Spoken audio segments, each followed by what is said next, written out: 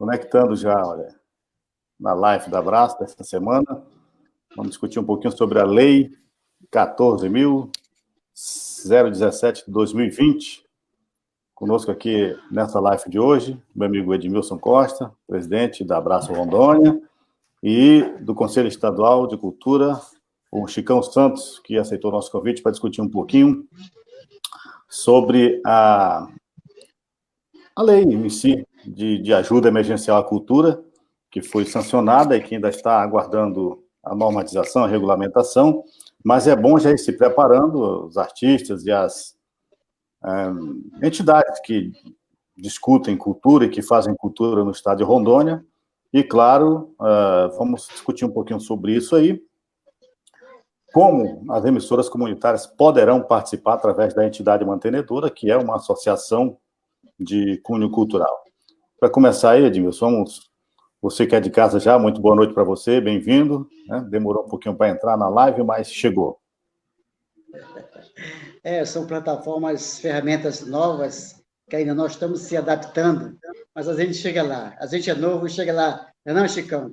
Quero dar uma boa noite ao Chicão aí, boa noite ao Antônio Maia, boa noite aos nossos telespectadores, Brasil afora, Brasil adentro, e os nossos colegas de rádio comunitária que nesse momento estão aí ligados conosco para ver o que o Chicão acha, o que nós achamos sobre essa lei de incentivo à cultura para as entidades que estão aí nessa pandemia toda aí. Deixa eu dar uma boa noite para o Chicão Santos, meu amigo Chicão, muito boa noite, obrigado por ter aceito o convite. Eu já vou dizendo que já tem gente acompanhando a gente, meu amigo Evandro Reis, lá da Rádio Rio Madeira, aqui em Porto Velho, viu, meu caro Chicão? Muito boa noite, Chicão. Boa noite, obrigado, Antônio, Edmilson. É um prazer estar aqui conversando com vocês e também com todo o estado. Eu acredito que tem gente lá de Espigão, amigo gestor lá de Espigão entrou aqui agora também para ouvir o nosso bate-papo.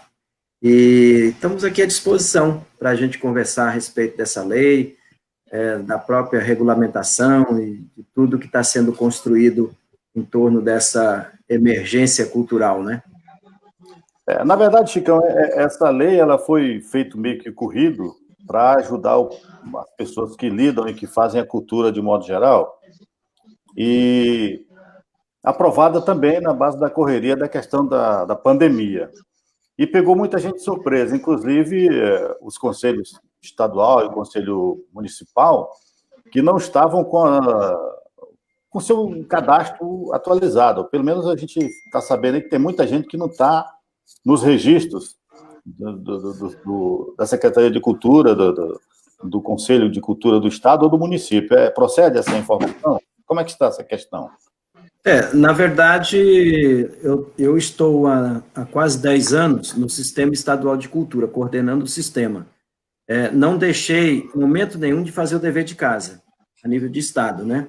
Então, hoje, o Estado tem uma legislação completa em torno da questão cultural, da área cultural. Nós temos hoje plano estadual, nós temos fundo, nós temos conselho funcionando plenamente, nós temos o órgão gestor, então nós temos o CPF da cultura. Logicamente que o Estado, e eu estando ali, nós fizemos essa tarefinha que a gente chama que é o dever de casa. Tem um plano de trabalho, quando você assina o termo de adesão, na época com o Ministério da Cultura e hoje com a Secult, que é a Secretaria Especial de Cultura, e você tem umas tarefinhas para você cumprir ali. Então, quem deixou de cumprir a tarefinha, agora está tendo um pouco de problema, né, para ajustar tudo isso e para pactuar tudo isso, né? Na questão dos municípios, nós chegamos a ter 22 municípios com o sistema municipal implantado, que é o sistema nacional. Alguns avançaram um pouquinho, outros não, mas a grande maioria não fez o termo de adesão, porque o termo de adesão do Sistema Nacional não é feito aqui no Estado, ele é feito através da plataforma do Sistema Nacional, lá em Brasília, e lá o prefeito assina e ele vai cumprindo aquelas tarefas. Olha, você tem que fazer o Plano Municipal de Cultura, olha, você tem que constituir o fundo, você tem que estabelecer o conselho, você tem que criar o seu mecanismo de financiamento municipal. Então, lá tem um conjunto de tarefas que você tem que cumprir, né? Mas você tem razão nesse sentido, de que mesmo aqueles que estavam com seus sistemas constituídos por lei e tudo, deixaram de fazer essa tarefinha. Mas isso também não é impeditivo, sabe, Antônio? O que a gente está colocando aqui é uma situação em que nós não planejamos, nós não sonhamos em ter uma situação dessa, né, de estado de calamidade, estado de emergência na saúde pública. Nenhum de nós daqui que estamos aqui, nem quem está do lado de lá da telinha, gostaria de ter uma situação dessa. Essa situação veio no momento em que também ninguém se preparou, né? Nós fomos pegos de surpresa, né? E aí tem essas situações, esses gargalos que a gente precisa ir atacando e atendendo na forma que dá. Nós, da área da cultura, nós fomos os primeiros a parar, né? Então, tem essa questão, os eventos, espaços, artistas, quem tocava na noite, quem tinha sua barraquinha de artesanato, quem tinha sua exposição de artesanato, quem tinha o seu show, quem tinha o seu equipamento de som, enfim, essas lojas, as academias, todos nós paramos. Então, toda a cadeia produtiva da cultura parou. E nós não sabemos quando é que nós vamos retornar. Essa é a grande questão, né? Então, nós temos hoje situações de extremidades, né? Nós temos hoje no Brasil 1.000 circos que estão lá e cada circo tem, em média, 10 famílias, e que estão lá passando fome, porque eles já estão há 5 meses sem nenhuma atividade, e não pode abrir um circo, né? Você não pode abrir um circo, porque um circo é uma capacidade aí de 3, 4 mil pessoas, e não pode... E estão ali parados, muitas vezes fora da sua cidade, porque o circo estava armado num lugar e não pôde ir para outro, e ficou parado ali, e lá está parado, porque não pode retornar, nem pode ir para frente, né? Eu estou só colocando essa situação assim, Antônio, para chamar a atenção das pessoas, para que as pessoas entendam essa situação grave da área da cultura, porque muitas vezes as pessoas fazem um recorte e só trabalham com aquele recorte. Nós estamos falando de 5 milhões de trabalhadores da área da cultura, nós estamos falando de mais de 15 mil espaços, nós estamos falando de eventos de todas as naturezas que foram cancelados e que empregavam muita gente. Só o Sistema S, só para vocês terem uma ideia, na área da cultura, o Sistema S só o SESC do Sistema S emprega mais de 50 mil pessoas, técnicos, na área da cultura. Então, vejam só, no SESC ainda não foi mandado embora, mas se começar a apertar, daqui a um dia, começa a mandar embora também, né? Então, assim, a situação... Eu fiz essa provocação aqui até para a gente começar essa conversa, para dizer que nós estamos numa situação muito difícil. Agora, em relação ao cadastro, foi encaminhado um link para as entidades, para a gente preencher com as informações, mesmo sendo entidade de radiodifusão, mas que também está na cultura, já enviei para vários colegas do Estado, e devem também estar retornando esse material para o Conselho Estadual. Mas eu estava vendo na lei, Chicão, a questão da participação das entidades. O artista individual, ele vai ser assistido pelo Estado, e as entidades pelo Conselho Municipal. É isso que dá para chegar lá? Você me permite só fazer um histórico da lei? Porque eu acho que a gente vai compreender, porque talvez tenha muita gente que nem tem acesso, não sabe nem o que é, e lei é uma coisa muito dura, né? É uma coisa, muitas vezes, que a gente não entende, a pessoa que não gosta de ler. Eu adoro ler. Eu sempre falo assim, eu tenho uma paixão por lei. Eu pego uma lei, é a mesma coisa que pegar um romance, para mim. Então, eu adoro. Então, essa lei, ela foi uma construção coletiva do Brasil, que eu acho que foi o maior movimento na área da cultura que a gente viu em todos os tempos, em termos de unidade, sabe? Nós começamos, eu estou desde o início, nos grupos nacionais, nós começamos a discutir essas questões junto com o Célio Torino, com o Santini, lá do Rio de Janeiro, e a gente estava buscando, porque o Célio Torino, ele foi um cara que fez uma construção, junto com outros técnicos, da Lei Cultura Viva, que é estabelecer os pontos de cultura, os pontos de leitura. Então, ele começou, ali, junto com a gente, pensar o que a gente podia fazer nesse momento de pandemia para socorrer a nossa área. E foi justamente nesse lugar que a gente foi discutindo e aprofundando algumas questões colocadas no Plano Nacional de Cultura, colocadas nos planos estaduais, fomos tirando dali esse esboço para que a gente chegasse e propusesse ao Congresso Nacional uma saída para a nossa área. E foi aí que surgiu essa ideia, começou lá com Benedita do Rio de Janeiro, depois um deputado que me falha o nome agora do Espírito Santo, outro de Pernambuco, aí surgiu 4 projetos para que a gente fizesse esse socorro, esse respiro na área da cultura.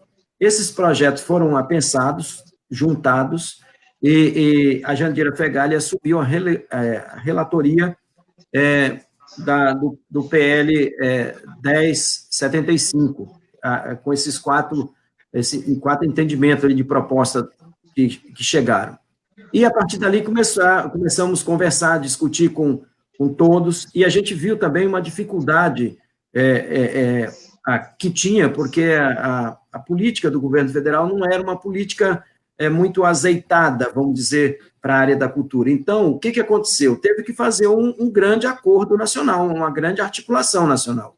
Então, procuramos a Conferência Nacional dos Municípios, chamamos todos os conselhos de Estado, chamamos os fóruns municipais e estaduais, chamamos todo mundo, né, o pessoal do DF, e fizemos um grande acordo, porque teria que passar na Câmara e no Senado. Então, com esse acordão, e você depois lá na frente, quando eu falar das ações, você vai ver que tem ações repetidas, tanto no município como no Estado. E você vai falar, por que deixaram repetir? Mas é por causa do acordo, por causa da articulação. Quando você quer ganhar a guerra, você tem que utilizar essas armas, né? Agradar todos para poder você convencer.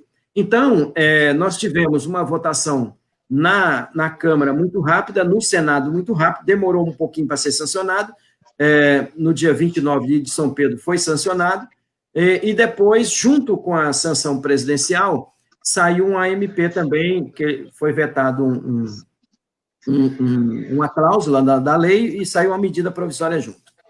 Enfim, a lei consiste em 3 eixos principais. Ela tem outros eixos, mas esses 3 eixos são principais para nós, para fomentar a cultura e auxiliar os trabalhadores e as trabalhadoras. Então, o primeiro eixo é um auxílio emergencial para o trabalhador e a trabalhadora que não recebeu, que não teve acesso àqueles R$600 da regra geral, estabelecido para todos os trabalhadores. Então, se esse trabalhador, essa trabalhadora, teve acesso àqueles R$600, ele não vai receber aqui da cultura. Se ele tem um emprego fixo, se ele é funcionário público, pensionista, aquelas mesmas regras lá da regra geral. Se em 2008 ele recebeu mais de 28 mil, essas regras vieram tudo para a lei porque já estava na regra geral, certo? Esse é o primeiro eixo. O segundo eixo é o eixo que é para os espaços culturais que foram fechados. E aí, eu acho que até a nossa conversa aqui tem sentido, ganha sentido, né? Por que essa provocação de estarmos aqui falando?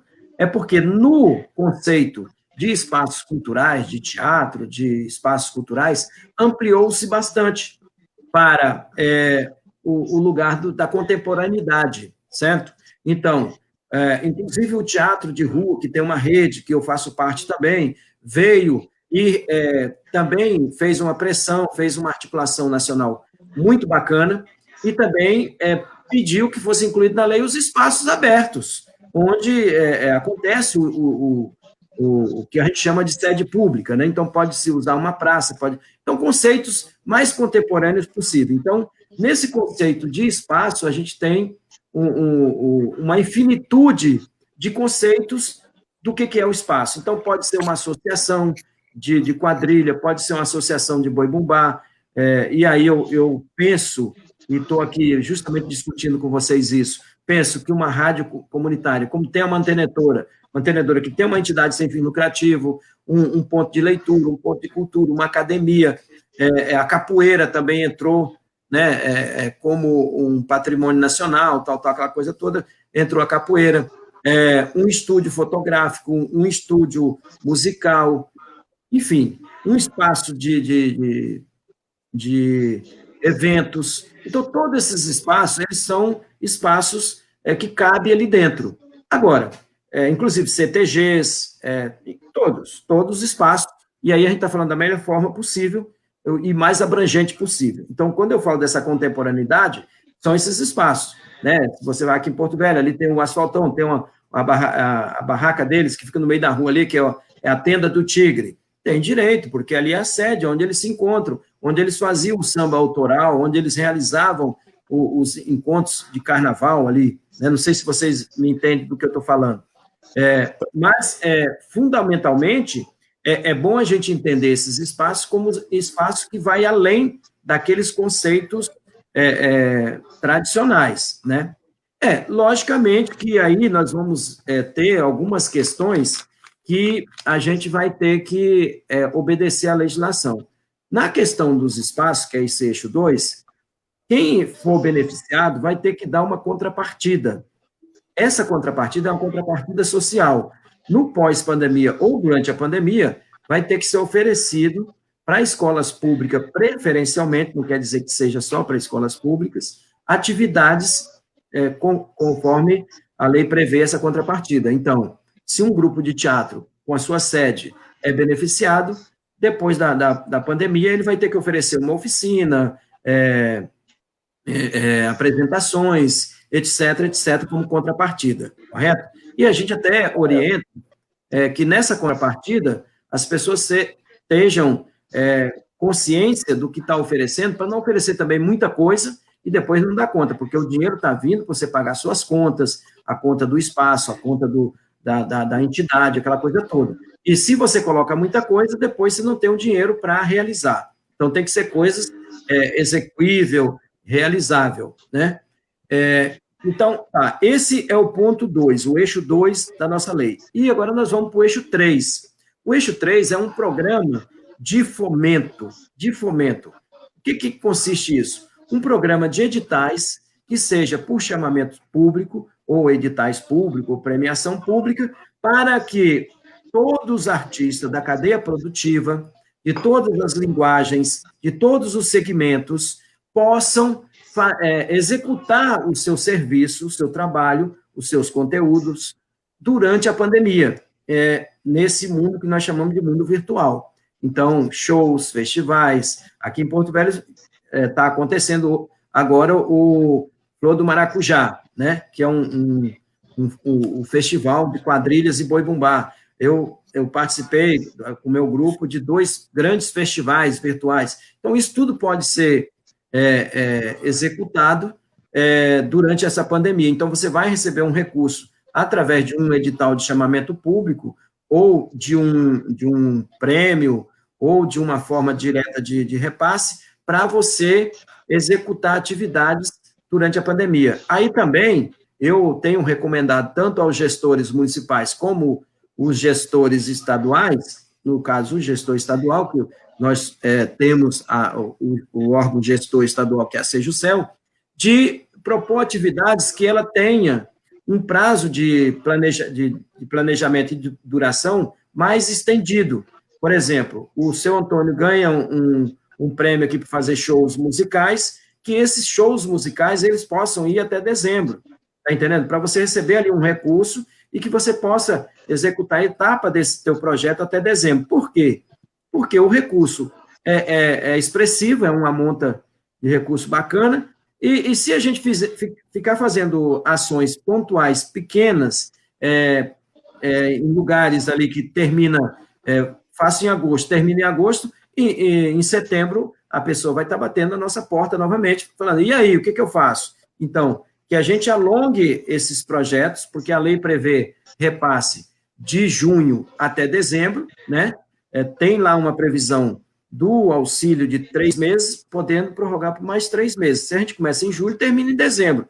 Os espaços, a mesma coisa. Então, a gente teria aí um respiro, um socorro durante esse tempo, até dezembro, para os nossos espaços, no eixo 2, e nos editais, no fomento, a gente também teria essa condição de ir fazendo atividades até dezembro. Esses são os principais, as principais frentes da lei, né? Existem outras questões, que também não se aplica muito aqui no nosso caso, mas, por exemplo, renegociação de dívida, a lei prevê uma série de outras questões, que aqui, no caso, eu acho que mais interessa a gente essa questão mesmo do fomento, esse auxílio ao espaço e esse auxílio a esses trabalhadores, né? Eu tenho também, Antônio, falado só para fechar aqui, que a cultura, a gente não pode ser, e aí uma pessoa de uma área não pode ser mesquinha ao ponto de entender cultura só como a arte que ele faz. Cultura, eu acho que é a forma mais ampla, mais genérica que a gente possa entender. Então, cultura é tudo aquilo que o ser humano faz né, sobre as coisas e a atividade da vida humana, né? Então, a gente tem que entender a cultura de forma mais ampla possível. E nós podemos ficar tranquilos que esse recurso, bem executado, vai dar para atender todas as atividades e ainda vai sobrar dinheiro, tá bom? Tá. Então, isso era só o começo, assim, para a gente dar uma aquecida. Para introduzir a matéria. Edmilson, antes, Edmilson, deixa eu cumprimentar os colegas que estão nos vendo aí na live. Isso. Já falamos do Evandro, a Dilma Barbosa, lá em Alto Alegre, o Rudney Balqueiro, lá de Alta Floresta, a Luzia Oliveira, lá da Rádio de Ouro Preto, né, Rádio 104, Super 104, o Antônio Medeiros, lá da Extrema, da Educadora, o Rafael Maia, que tem um sobrenome igual ao do Antônio Maia, mas não é meu parente, ele é de Corumbiara, é um amigo nosso de lá. O Hermes Júnior, lá de Espigão do Oeste, está acompanhando a gente também. E a Dilma mandou uma outra aqui também no finalzinho, também dando boa noite. Mas então, pois não, Edmilson? Não, eu só queria buscar mais uma informação, que eu confesso para vocês que hoje foi um dia corrido, não deu tempo de eu olhar a lei, viu, Chicão? Mas, assim, rádio, todo mundo pensa que rádio comunitária é uma empresa, né? E não sabe que por detrás de uma rádio comunitária há uma entidade sem fins lucrativos e que na lei que rege as leis de rádio comunitária, a Lei 9.612, diz lá que ela é cultural, né? No seu CNPJ também diz que o código lá é cultural, né? E no seu próprio estatuto também diz. Aí, por exemplo, quando se trata de rádio comunitária, a gente nunca se beneficiou com essas leis que ocorrem por aí, né? Por exemplo, a Lei Rouanet, que também trata da cultura, mas as entidades que são mantenedoras de rádio comunitária nunca foram beneficiadas com isso, né? Todas as portas, nesse sentido, são fechadas para as entidades de rádio comunitária, até porque, por exemplo, no nosso estado, as autoridades que, quando chegam, logo que vão, nas portas das rádios comunitárias, né? Então, a gente precisa olhar para esse público, que só no nosso estado são 50 emissoras de rádio comunitária, que são entidades sem fins lucrativos. Muitas pessoas lá trabalham porque gostam, né? Porque gostam da comunicação, né? E faz aquilo porque gosta. Mas é preciso a gente, né? Eu sempre digo que nós, do movimento de rádio comunitária, somos muito fortes, porque a gente vive, né, trabalhando de saco vazio, não tem nada para nós. Então, a gente espera, Chicão, que a gente possa interpretar direitinho essa lei e a gente veja de que forma as entidades do estado de Rondônia possa também participar dessa fatia de ajuda, né? Porque lá também não é porque seja uma entidade sem fins lucrativo, mas tem suas despesas, né? Tem a luz, tem a água, né? Tem o telefone, tem a internet e tem algumas pessoas que também dependem daquela entidade. A gente precisa olhar para esse público, para essas entidades, para a gente fazer essa lei, para ver até onde as rádios comunitárias, as entidades que são mantenedoras de rádio, possam se encaixar. Queria que você esclarecesse mais sobre isso e como a gente pode fazer. Tem uma questão, e aí eu acho que assemelha a questão da capoeira. A capoeira ia ficando de fora dessa lei, e aí a gente puxou uma conversa com os mestres da capoeira, tal, e aí também arguímos a questão do patrimônio nacional, que é a capoeira, né? E a capoeira entrou. certo? Então, a capoeira vai ser beneficiada também, as associações tal vão ser beneficiadas com essa lei, né? E a mesma coisa é a questão das rádios comunitárias, porque eu entendo, e morei 25 anos em Cacoal, e tive muito acesso, lá tem a Samaúma Rádio Comunitária, que veio depois, já tinha saído de lá, mas ela foi implantada lá.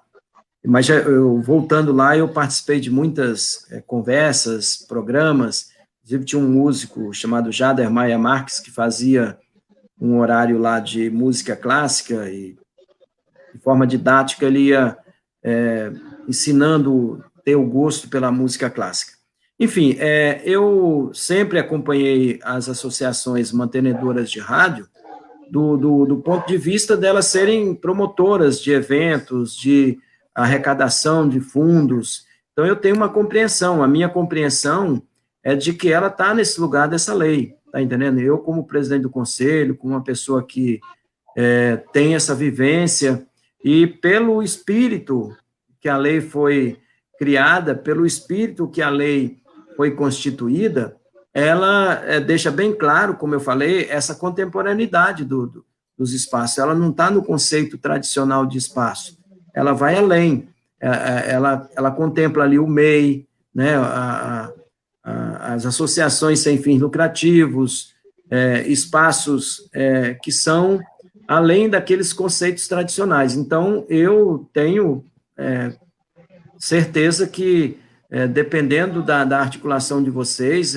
com certeza vão ser contempladas, porque também é uma seara muito difícil de definir essa questão dos espaços, né? Porque, e nós estamos no estado que a gente tem que aproveitar dessa situação, porque nós somos poucos, né? Você falou em torno de 50 aí, mas 50 é pouco.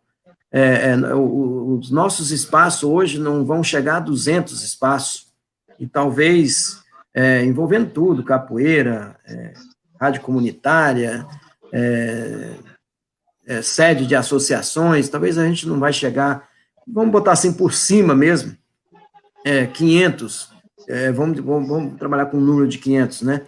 Se a gente calcular aí um valor médio de 6 mil, dá para remunerar todo mundo até dezembro, tranquilamente, fazendo uma boa política de editais, fazendo atendimento aos trabalhadores e às trabalhadoras que ficaram fora, porque também tem uma questão, Edmilson, que nós temos poucos trabalhadores que vão ser beneficiados por essa lei aqui em Rondônia, porque a maioria dos nossos artistas tem remuneração de outras fontes, e também nós temos uma grande maioria que já foram beneficiados pela regra geral. Então, eu estou calculando que a gente também não chega a 500 trabalhadores no estado, e desse montante do repasse, tanto para os municípios e para o estado, nós temos um montante de 30 milhões, né?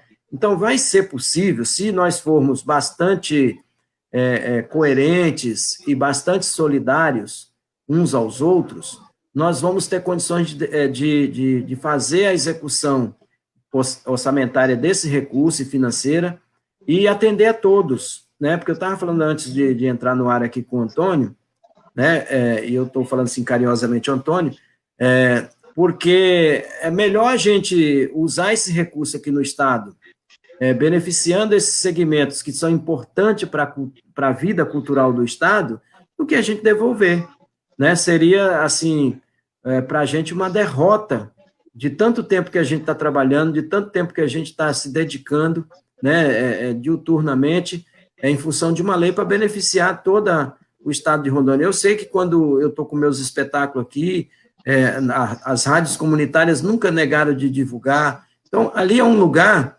de promoção da cultura do Estado, né? Logicamente que nós vamos ter que também fazer uma militância no sentido de estar presente no acesso a esse recurso. Porque eu acredito que essas listas dos espaços vão ter que passar pelo Conselho Estadual e pelos conselhos municipais, né? E a gente precisa estar presente ali, junto aos conselhos, porque quanto mais tiver essa participação, e onde não tiver conselho, vai ser com certeza montado um comitê municipal, então precisa passar por ali né? E eu estou vendo gente aqui de Espigão, aqui falando da rádio comunitária lá de Espigão, e é importante, né? Eu acho que para a vida social e cultural da cidade, essas rádios ela têm um papel fundamental. Eu sou de pleno acordo, eu não tenho nenhuma dúvida com relação a isso. Eu vou até sugerir aqui, meu caro Chicão e Edmilson, que os colegas das rádios do interior, que alguns municípios, nem todos têm o seu conselho de cultura municipal, eu acho que as rádios comunitárias poderiam encabeçar e chamar para a formação desse conselho, fazer parte, se integrar logo no início da formação desse conselho.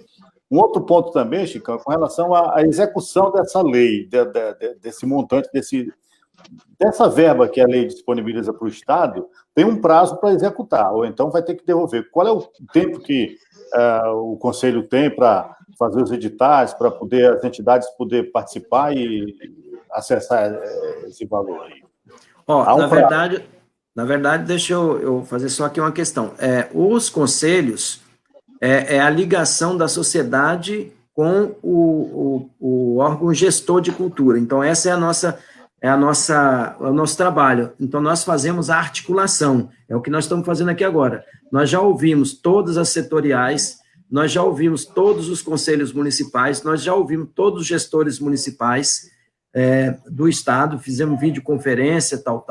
Estamos participando da articulação junto à Sejusel, na coordenação de cultura, lá junto com o superintendente, estamos munindo de todas as informações possíveis, mas quem vai executar o recurso, quem vai executar a verba, vai ser os órgãos de cultura. No Estado, a Sejusel, nos municípios, onde tem fundação, a fundação, onde tem secretaria, a secretaria, onde tem um setor na Secretaria de Educação, vai ser lá, onde tem um setor ligado ao gabinete do prefeito, vai ser lá, certo? Agora, quem vai fazer o acompanhamento? Somos nós dos conselhos. Onde não tem conselho, monta-se um comitê, né? Como já tem no Brasil várias prefeituras já montando esses comitês. Não precisa se desesperar para montar um conselho agora, mas pode montar um comitê que faz ali por decreto do prefeito, monta esse comitê e para reger esse dinheiro, certo? Então, logicamente que nós estamos dia a dia partilhando dessas informações. Nós temos a Confederação Nacional dos Municípios, também que está orientando diurnamente como fazer, de como executar. Amanhã nós teremos uma reunião, espero ser a última, lá no Ministério do Turismo, onde encontra a Secretaria Especial de Cultura, já para definir a regulamentação, né, para que o Estado e os municípios possam executar esse recurso. Nós temos uma questão que está demorando para sair um pouquinho, Edmilson, porque é o seguinte, aquilo que eu falei lá no início, a lei foi feita de forma pactuada com todo mundo. E aí, os entes, o ente município ficou com 3 tarefas e o Estado ficou com as mesmas 3 tarefas. A primeira tarefa, ela é uma tarefa muito complicada, porque é necessário você checar bancos de dados, dos bancos de dados do governo, para ver se aquele CPF, ele recebeu os R$600 lá da regra geral, se aquele CPF, ele tem vínculo empregatício. Então, a gente precisa de umas ferramentas, talvez mais sofisticada um pouco, tá entendendo? Então, a sugestão lá no Ministério do Turismo é que o Estado assuma esse eixo 1, né, de pagar o trabalhador e a trabalhadora, porque o Estado tem como uma entidade só, né, um órgão só, de acessar esses bancos de dados, porque você também não pode sair pagando todo mundo e depois você ser responsabilizado por isso, né? Então, você tem que estar calçado na lei, você tem que ter toda a fundamentação jurídica para você executar essas atividades. Em relação aos espaços, a proposta é de ficar com os municípios, porque os municípios estão mais próximos, sabem onde estão e sabem como funciona. Logicamente que o Estado dando todo aporte, dando todo suporte, orientando de como fazer.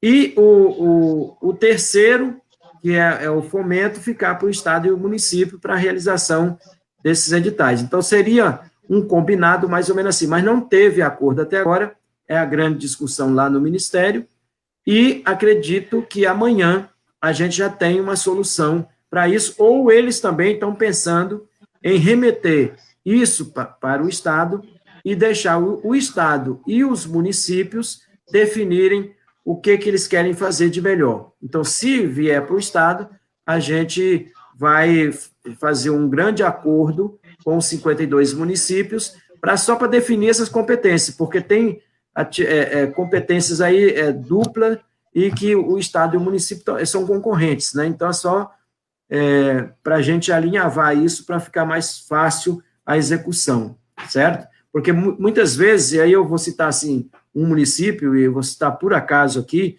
não é nenhuma questão outra, mas, por exemplo, pega um município pequeno, que nem Cabixi ou Santa Luzia, e para ele executar o item do eixo 1, que é o pagamento do trabalhador e da trabalhadora, talvez fica muito difícil para eles acessarem esses bancos de dados, né? Então, o Estado tem mais facilidade, tem mais mecanismo, tem mais ferramentas para isso. Estão entendendo o que eu estou dizendo? Só para deixar, assim, o que está sendo discutido lá no Ministério do Turismo e que a gente está tentando fechar? Sim, tranquilo. Dá para entender. Só para um parênteses para mais enriquecer o teu raciocínio, você está falando aí de CPF. Eu gostaria mais que você desse ênfase, por exemplo, no CNPJ da entidade, né? Porque a entidade também tem os suas despesas, entendeu? E você falou em CNPJ, no CPF. Por que você, como eu não tive tempo hoje de ler a lei, e se pudesse explanar aí sobre o CNPJ da entidade. O Chicão, ele está se atendo aí a pessoas físicas e jurídicas, porque também o artista tem CPF.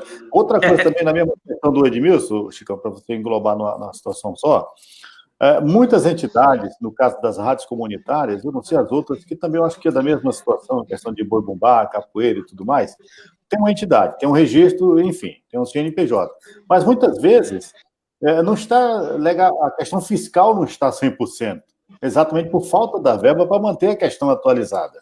Isso vai empacar em alguma situação, vai impedir que a pessoa tenha esse acesso, que a entidade chegue a ter esse acesso? Eu vou responder primeiro a questão do Edmilson, que eu acho que é a mais simples. A gente tem que matar um leão por dia, né? Cada dia mata um leão.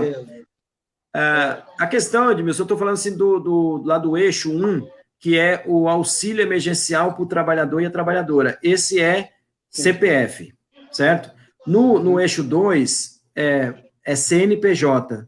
E tem uma discussão de que seja também CPF. Isso eu não estou categoricamente afirmando aqui, certo? Porque lá no princípio da Lei Cultura Viva, podia uma pessoa responder por um espaço, uma pessoa física. Isso a gente também está brigando lá para que seja, certo? Também um responsável. Então, por exemplo, Antônio vai ser responsável pelo espaço tal, então vamos utilizar o CPF dele, certo? A associação tal, vai ser responsável por aquele espaço, usa-se o CNPJ. E no fomento, que é o eixo 3, que são os editais, também que eu acredito que vocês possam participar também, lá tanto pessoa física, o CPF, como pessoa jurídica, o CNPJ, tá entendendo? Então, tem lugar para todo mundo aí, cabe todo mundo, tá entendendo? E respondendo a pergunta do Antônio, que eu acho que é a mais complexa, aí eu vou remeter à questão da questão pública, né? Nós temos um Estado que ele é muito legalista, legalista demais, as pessoas estão morrendo de fome, e eles querem que a pessoa entregue uma certidão negativa, que não deve, que não está inadimplente, que não está, não tem nenhuma dívida com o governo, né? Então, essa situação, Antônio, é uma situação que a gente vai ter que lidar mais um pouquinho para frente, porque a gente vai ter que aguardar a regulamentação, porque eu acredito que, pelo que eu vejo da dureza da burocracia do país, e principalmente aqui do nosso estado e dos nossos municípios, as nossas procuradorias não vão alisar, não vão dar moleza, tá certo? Não vão aceitar. Mas, se houver uma regulamentação, um entendimento, que, por exemplo, tal espaço ele pode ser gerido, né, ou receber o recurso pelo CPF, resolve-se esse problema, certo?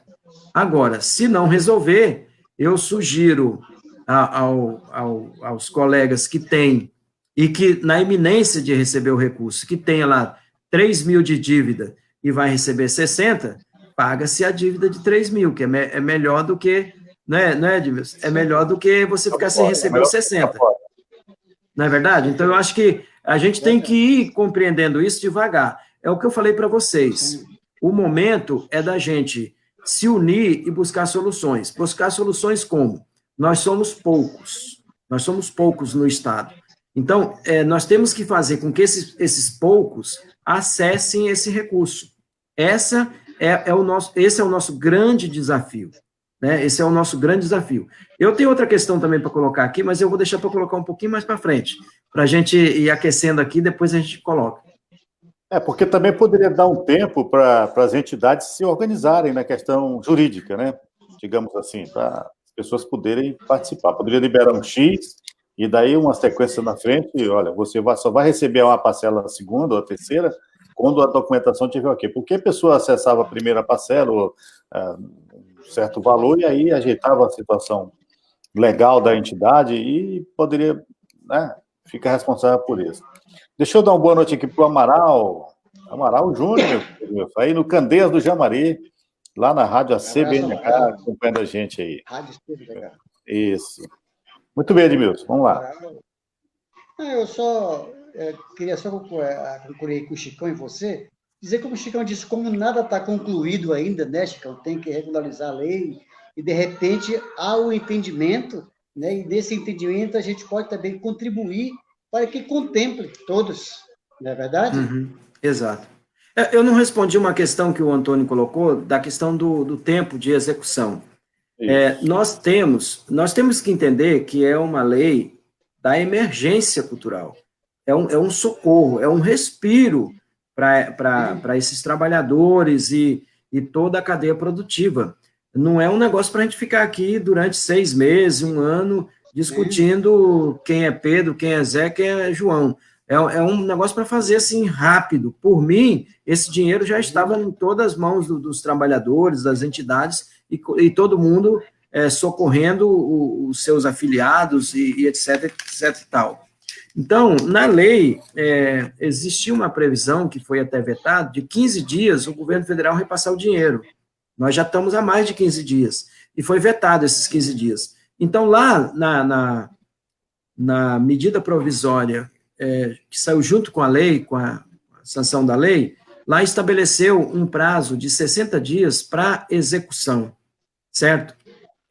Eu, a princípio, eu falei assim, 60 dias para execução é pouco, não sei o quê, mas depois eu fui entendendo, é uma emergência. Se não executar esse negócio em 15 dias, 20 dias, a partir do depósito do dinheiro, não tem sentido, porque senão a gente vai executar isso lá em dezembro.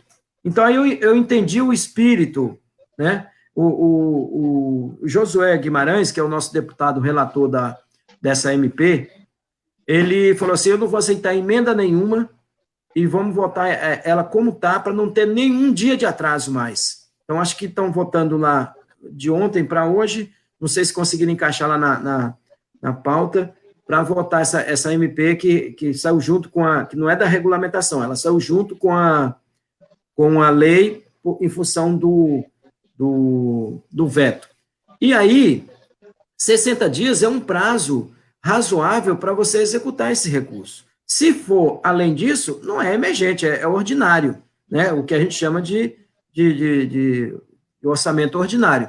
Então, o que nós temos que fazer? Nós temos que fazer um movimento para um ajudar o outro. Quem tem mais experiência, eu tenho falado aqui no Norte, na Amazônia, eu tenho participado de live aqui com os meus parceiros do norte aqui, da Amazônia como um todo e do Brasil como um todo, de a gente se unir e fazer a execução desse dinheiro, tirar tudo quanto é tipo de obstáculo e sabe, de discriminação, de cores partidárias, de tudo, e pensar nesse socorro, nessa emergência. Agora, depois que a gente socorrer todo mundo, a gente volta para o pau novamente, mas nesse momento, seu Antônio, a gente socorrer todo mundo, está todo mundo tranquilo, de boa, a gente volta para a briga novamente, mas nesse momento agora, não, é a gente socorrer todo mundo, atender todo mundo, de modo que a gente tenha a cadeia produtiva da cultura realimentada ali com fomento, os espaços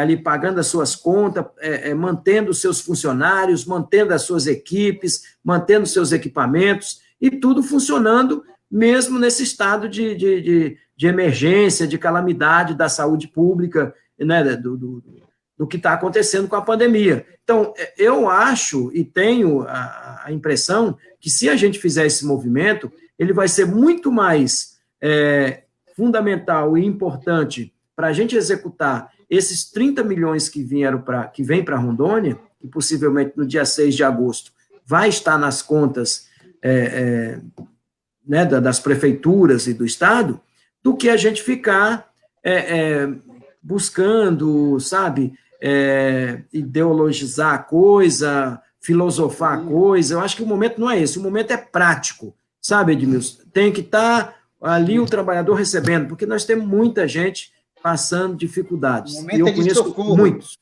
Exatamente, muita gente pedindo socorro. O negócio emergencial, tem que ser rápido, né? Quem tem fome tem pressa, como dizia o Betinho. Com certeza. Fome, quem tem fome tem pressa. Com certeza. Mas eu acho que nós aqui no Estado vamos chegar ao entendimento, né, que seja bom para todos. Eu entendo isso. Nesse momento, como você falou, não interessa quem torce pelo Flamengo e pelo Vasco, né? Todo mundo precisa. Não é verdade? Exatamente. Agora eu vou botar uma pimenta aí na caldeirada. Na caldeirada de tambaqui, vou botar a pimenta. Tem uma discussão. É uma cultura culinária, né? Pois tem uma discussão aí da questão da lei eleitoral. Essa é uma questão que muitas vezes as nossas procuradorias, sejam elas municipais ou estadual, vão tentar jogar um balde de água aí, né? A gente tem um entendimento, que não é o entendimento deles, de que é uma lei de emergência e de socorro, e é um recurso programado, é um recurso do Fundo Nacional de Cultura. Nós não estamos criando nada novo, nós estamos executando uma política nacional, então é uma rotina, e a gente está fazendo isso para uma área em que os recursos do ano passado não chegaram, não foram movimentados, e nós estamos movimentando esse ano. Então, nós estamos fazendo uma coisa que é uma coisa de rotina, uma coisa ordinária. Então, não tem essa coisa, porque é novo, porque não. Não, é uma situação de uma emergência e é uma atividade, função do Fundo Nacional de Cultura do governo federal. Não está saindo um centavo da prefeitura, por mais que as pessoas queiram fazer política partidária em cima disso tudo, mas não é o caso. É aquilo que eu falei, nós temos que atuar para fazer o socorro, para agir rápido, para o dinheiro chegar na sua finalidade, certo? Então, essa questão da lei eleitoral é uma questão que vem colocando, mas a gente tem sempre falado, não, é uma coisa de rotina que a gente está fazendo, é um recurso programado, é um recurso, não é recurso novo, não é uma coisa que está vindo para um acontecimento novo, é uma coisa de rotina.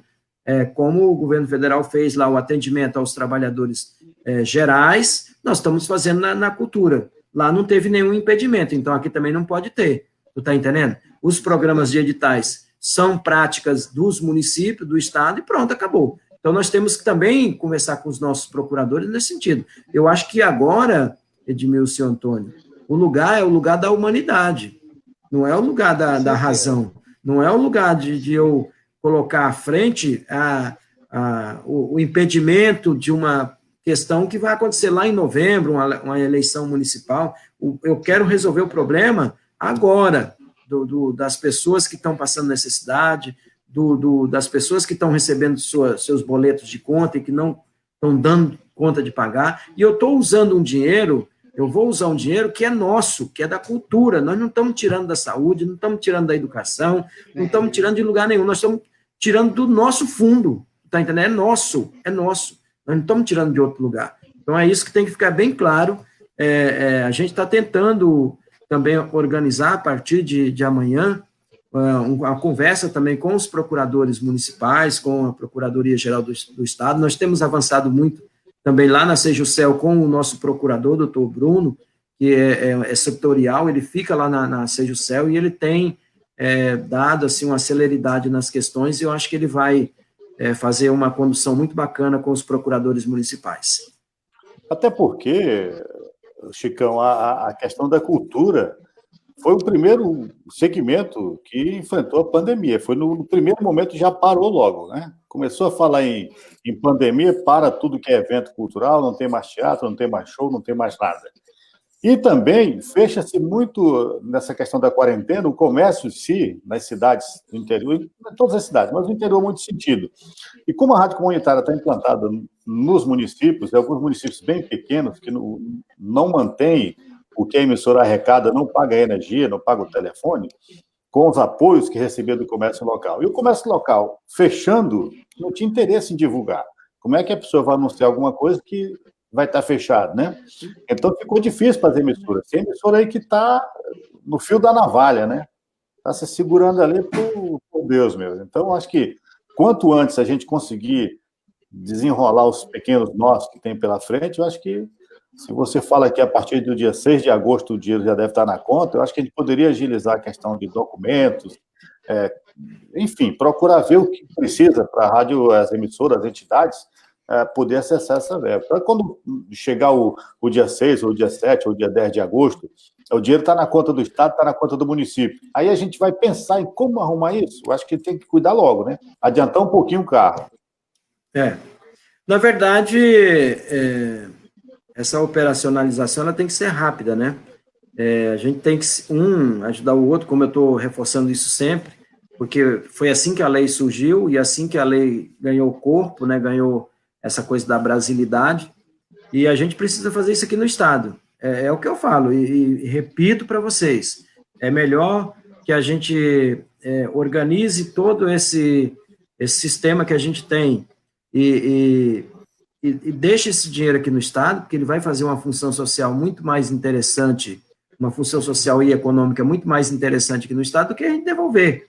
Porque está previsto lá, se a gente não executar em 60 dias, a gente devolve para a União. Poxa, eu prefiro que minhas rádios comunitárias tenham o dinheiro em mão do que eu devolver para Brasília. Brasília nunca me deu nada, pô. Tá entendendo? Então, eu vou devolver um dinheiro? Eu vou devolver um dinheiro porque eu sou do teatro, as rádios não têm espaço, não sei o que. Pô, pega lá os estatutos, dá uma olhada nos estatutos para você ver se não tem lá a finalidade cultural e se não estão lá fazendo o trabalho de cidadania, de desenvolvimento cultural das cidades. Então, a gente tem que ter essa compreensão. Eu acho que aí é a questão também do gestor, né? Eu acho que os nossos gestores, eles têm que ser bastante sensíveis nesse momento, de entender, de compreender isso, né? Eu tenho acompanhado algumas rádios comunitárias que ela movimenta a cidade culturalmente, sabe? Fazendo grandes eventos culturais, filantrópicos, tal. Então, é nesse sentido, eu acho que a gente não ser também tão egoísta de ter tanto recurso nesse momento e a gente devolver recurso e não beneficiar um segmento tão importante, formativo, de caráter tão importante na vida da cidade e do Estado. Então, esse é o meu posicionamento. Eu tenho essa clareza, entendeu? Muito bem, Edmilson, mais alguma colocação para o Chicão? Vamos aproveitar que o Chicão, né, esse tempo de regulamentação, de corre atrás daqui e dali, é difícil de achar o Chicão em algum lugar. Só pelo telefone, e agora conseguimos agendar com ele essa conversa hoje, que, graças a Deus, está bem produtiva, viu, Chicão? Edmilson. Com certeza.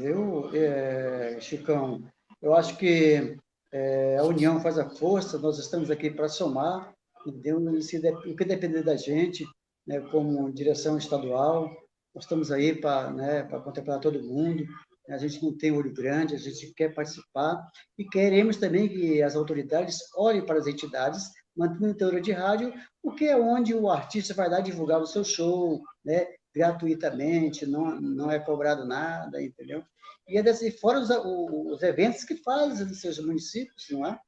Então, nós estamos aqui justamente para somar. E a gente, cada vez mais, precisando da gente para alguma contribuição para a elaboração de qualquer coisa, nós estamos à disposição. Beleza, Chicão?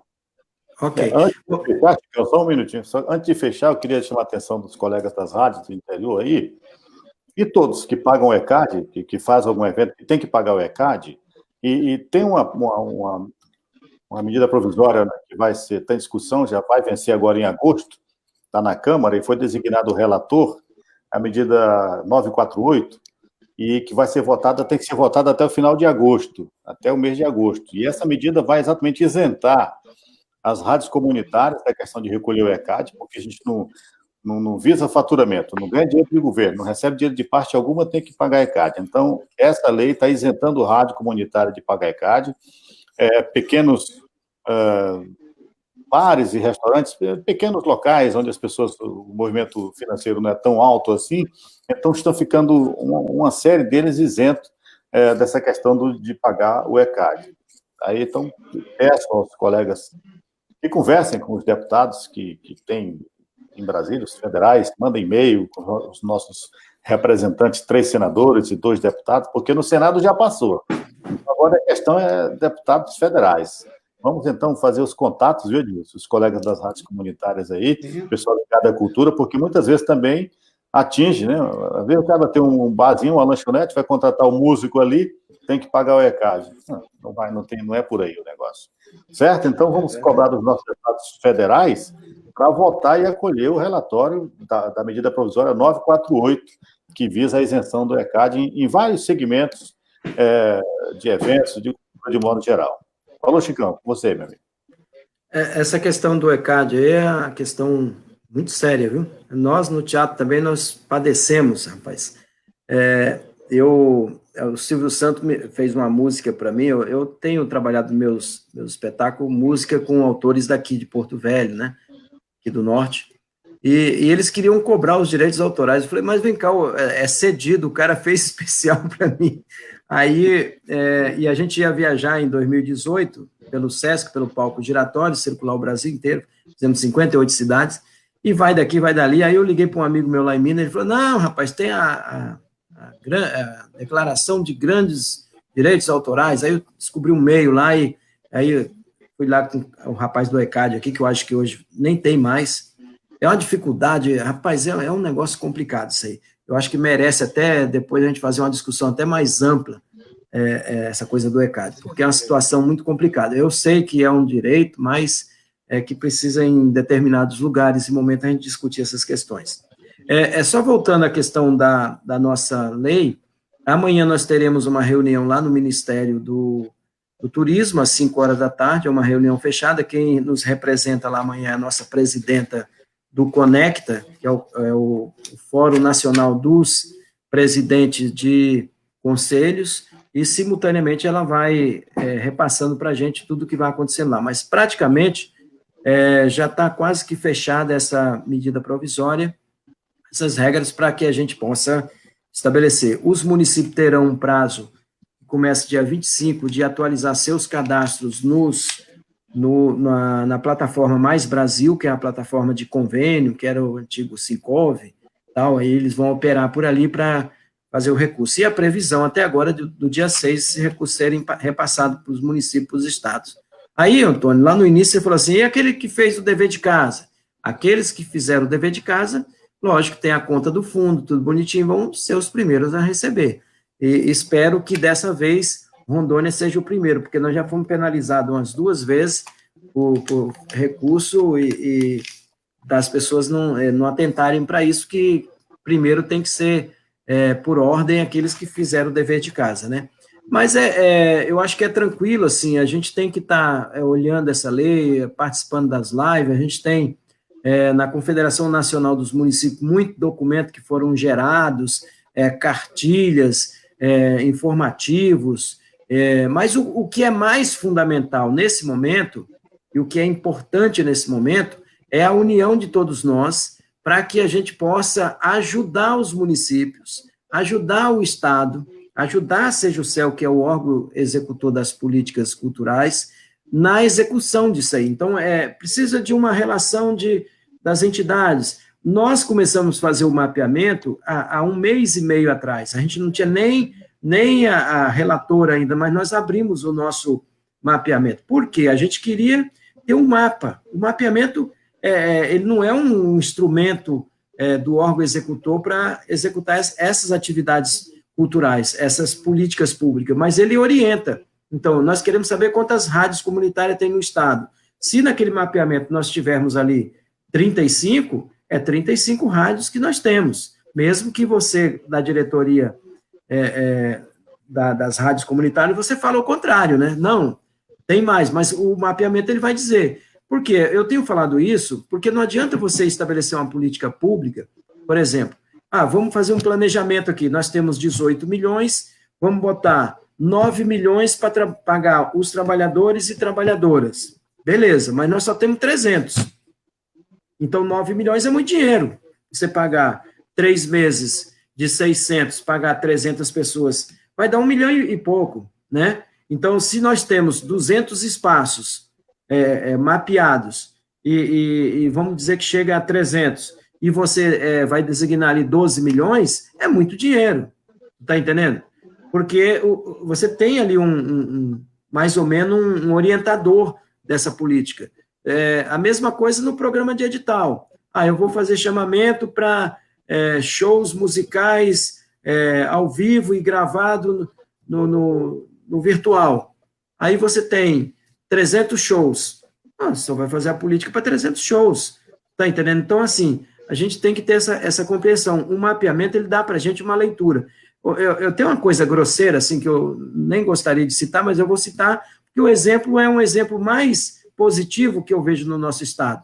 Por exemplo, a Idaron é a que tem o melhor mapeamento e o melhor registro de onde está o objeto que ele atende. Por exemplo, ele sabe na sua fazenda quantos bois tem, quantos foi descartado, quanto de engorda, quando sei que um tem um chip.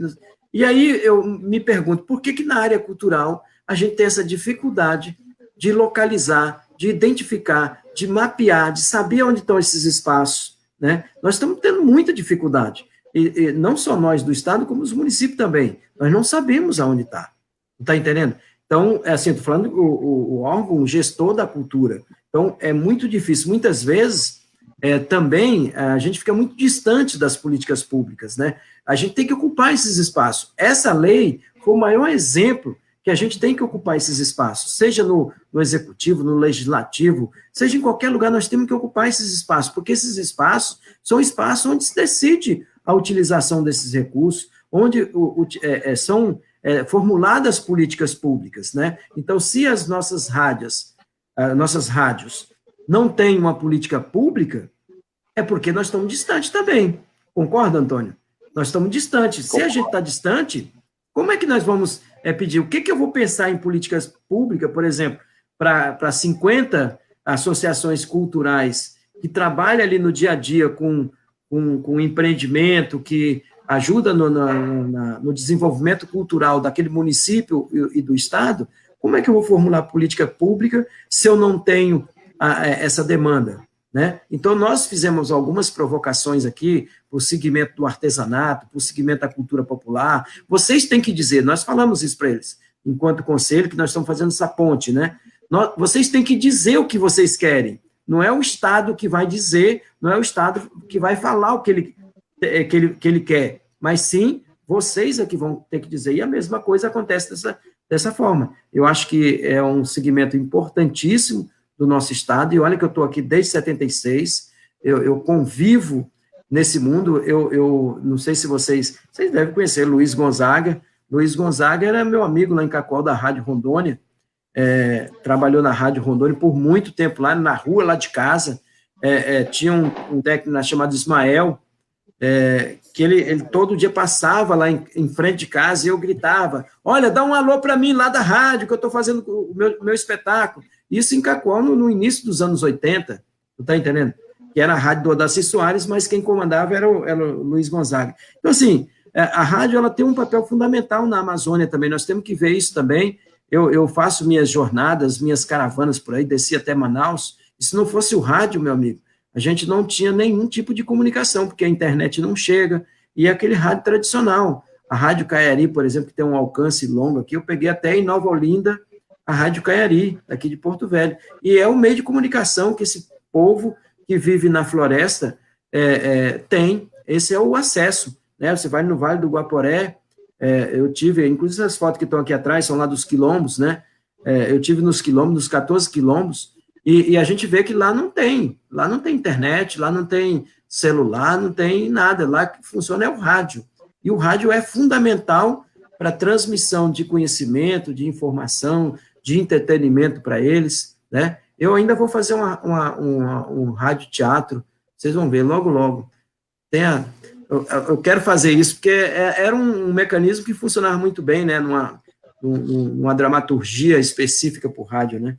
Mas eu quero dizer para vocês, assim, da satisfação da gente estar aqui conversando, me coloco à disposição, vamos ficar atento, vamos acompanhar, porque a gente precisa participar, porque o tempo de execução é muito rápido, a gente não vai ter tempo de estar cuidando de outras coisas, a não ser de fazer com que esses recursos cheguem nesses lugares e que todos tenham acesso a esse recurso, e que seja ele bem utilizado, para que também a gente prove, junto aos órgãos de controle, Ministério Público, Tribunal de Contas e procuradorias, que nós também sabemos fazer e fazemos com excelência tudo aquilo que nós nos propomos fazer, tá certo? Eu quero agradecer ao Antônio por esse convite, por essa forma carinhosa que ele vem conversando comigo e tratando, eu acho que é isso. O Edmilson Costa, que eu estou conhecendo agora, mas que a gente já está estabelecendo esse contato também, essa relação, para que a gente possa, ajudar o outro, e é nesse sentido. E agora, praticamente, nós do Conselho estamos passando a peteca para os executores, porque o dinheiro está chegando e agora são os executores que vão fazer a tarefinha deles. Nós fizemos a nossa parte, quase 4 meses de articulação, de estar de madrugada, incomodando deputados, senadores, lá, conversando com a Jandira. Eu acho que a Jandira foi a pessoa que mais me visitou aqui em casa, que mais me visitou aqui no meu espaço, fica do lado da minha casa. Ela fala assim, eu conheci o Brasil inteirinho, conheci pessoas do Brasil inteiro nesses 2 meses de lei. Então, é isso. E também a gente está fazendo um trabalho pelo Conecta de unificar e formatar esses entendimentos para que a gente possa ser rápido, ter uma celeridade na distribuição e na aplicação desses recursos. Só antes de terminar, eu gostaria de passar o conhecimento do Chicão e do Edmilson. Essa questão a questão da aula não presencial nas escolas, muitas escolas por aí estão distribuindo apenas as apostilas, os livros para os pais dos alunos levarem para as suas casas, suas residências, para o aluno estudar pela internet. Mas tem lugar, por exemplo, na região da Ponta do Abunã, que não tem internet, é muito difícil. Só quem tem algum poderzinho que põe uma torre e consegue pegar uma internet. Então, as pessoas conseguem usar, o professor usa o rádio para orientar o aluno a fazer os seus deveres. Vai lá no livro de geografia, vai lá na página 10, aí o aluno abre a página 10 e o professor vai daqui explicando e tal, quer dizer, é o rádio, que serve até para isso, ainda serve para isso hoje, e para muitas outras coisas. Certo, Chicão? Muito obrigado por aceitar o convite, viu, Edmilson?